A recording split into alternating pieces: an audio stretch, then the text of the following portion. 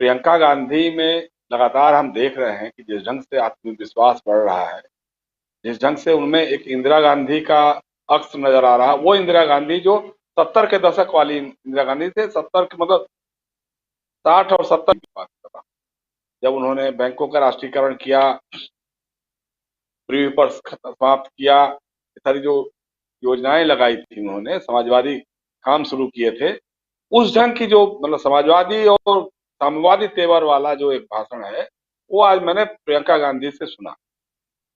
और है इस संयोग की बात है कि ये चुनाव पहले चरण से ही इस बार ऐसा हुआ है कि नरेंद्र मोदी या भाजपा अपना पिच नहीं तैयार कर पा रही है, बल्कि विपक्ष के पिच पर उसको बैटिंग करना पड़ रहा है। ये पहली बार हुआ है और इसीलिए इसका ये असर पड़ा है। अब वो प्रियंका गांधी का भाषण सुन करके क्या हो, या एक और खेल तमाशा करने की कोशिश की हो कि साथ इसी बहाने कुछ लोग जुड़ जाएंगे। भाई देखिए, मैंने शुरू में ही कहा था नमक हराम और नमक हलाल वाली बात। अगर वो नमक हलाल प्रधानमंत्री होते तो ये कहते कि हमने उस माँ का नमक खाया है और अब मैं इस बात की कोशिश करूंगा कि अब उस माँ को या उस तरह की अन्य माताओं को अब इस हाल में जीना न पड़े। ऐसा ना हो कि आने वाले समय में भी सरकारें मुफ्त अनाज उनको खिलाने के लिए मजबूर करें। हम ऐसा करेंगे कि उसके बच्चों को शिक्षा मिल जाए, उसके बच्चों को रोजगार मिल जाए, नौकरी मिल जाए। हम इस तरह की व्यवस्था करेंगे, क्योंकि हम मुफ्त अनाज खिलाते रहेंगे, निठल्ला बनाने की राजनीति नहीं करेंगे। ये बात करते तो बात समझ में आती। लेकिन अब दिक्कत क्या है ना कि जो कुछ भी कर रहे हैं सब उल्टा ही पड़ रहा है। अब आपने दिखाया आज वो डमरू बजा रहे थे बाबा विश्वनाथ के दरबार में। आपको याद है ना कि जब वाल्मीकि जी का उत्सव मनाया जा रहा था दिल्ली में, वहां वो पहुंच गए थे वाल्मीकि मंदिर में और मंजीरा बजाना शुरू कर दिया था।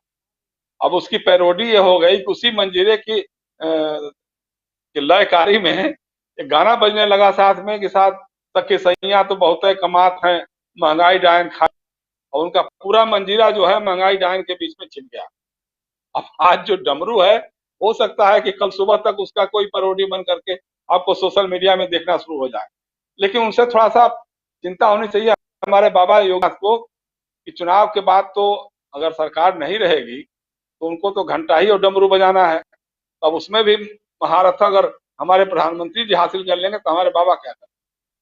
और दूसरी बात यह देखिए, थोड़ी बातें जो चिंता करती हैं कि हमारे प्रधानमंत्री जो बोलते हैं सोचते नहीं है कि इसका मतलब हमारे घर में भी ऐसे कोई हालात है कि नहीं है। वो बार बार परिवारवादी परिवारवादी। अब हम जहां मधुबन में बैठे हुए हैं, यहाँ भाजपा के जो उम्मीदवार हैं रामविलास चौहान, उनकी एकमात्र योग्यता यही है कि उनके पिता फागू चौहान जी बिहार के राज्यपाल हैं। इसके अलावा भाजपा की राजनीति में कभी किसी ने सक्रिय नहीं देखा था। लेकिन अब चूंकि फागू चौहान जी के पुत्र हैं, इसलिए उनको टिकट दे दिया गया। ब्रजभूषण शरण सिंह हैं, सांसद है भाजपा के, उनके बेटे प्रतीक भूषण जी को टिकट दे दिया। और पिछले चुनाव में मैं बड़ा हतप्रभ था कि जब मंच पे बैठे थे प्रधानमंत्री जी के बगल में ब्रजभूषण शरण सिंह जी थे, और वहीं पे मोदी जी कह रहे थे कि साहब यहाँ नकल माफिया बहुत सख्त उसके खिलाफ करेंगे।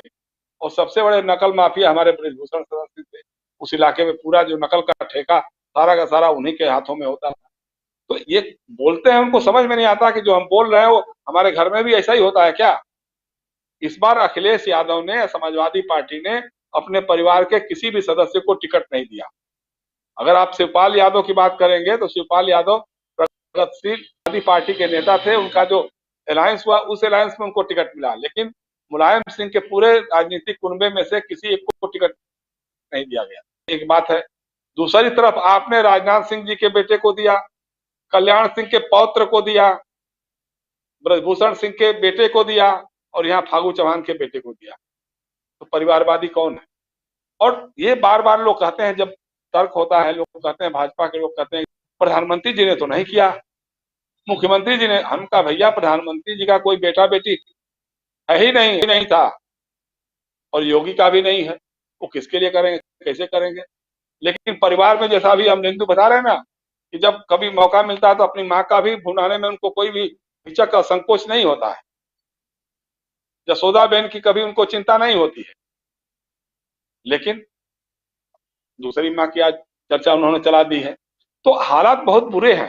जैसा अभी हम अमित भी बता रहे थे, जो मैंने कहा था शुरू के चर्चा में, कि वाराणसी में नीलकंठ तिवारी जी माफी मांगना पड़ा 2-3 दिन पहले लोगों से कि साहब हम आपके बीच में नहीं आ सके, आपका काम नहीं कर सके। अब आप वहां लोगों की क्या धारणाएं हैं सुन लीजिए। वहां पे बाबा विश्वनाथ मंदिर के जो मुख्य पुजारी रहे कुलपति तिवारी जी, वो नीलकंठ तिवारी के प्रस्तावक हैं।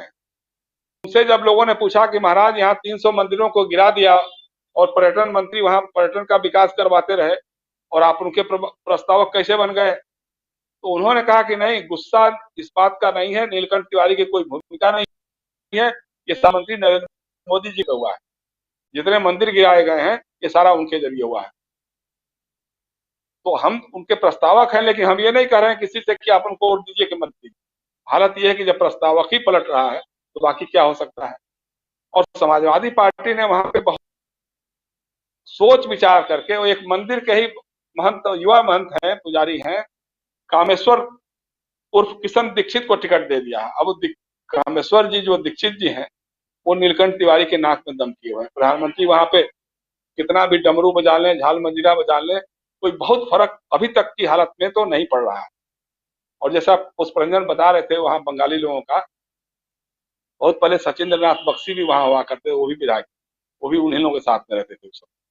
और श्यामदेव राय चौधरी का तो बहुत ही लोकप्रिय था, हमारे नेता थे। हम लोग के छात्र युवा राजनीति जो हम लोग करते थे समाजवादी योजन सभा के, तो हमारे नेता देवव्रत मजुमदार होते थे, वो भी उस इलाके में निर्दलीय चुनाव लड़ गए थे, तो उनको 13-14 हजार वोट मिल गया था।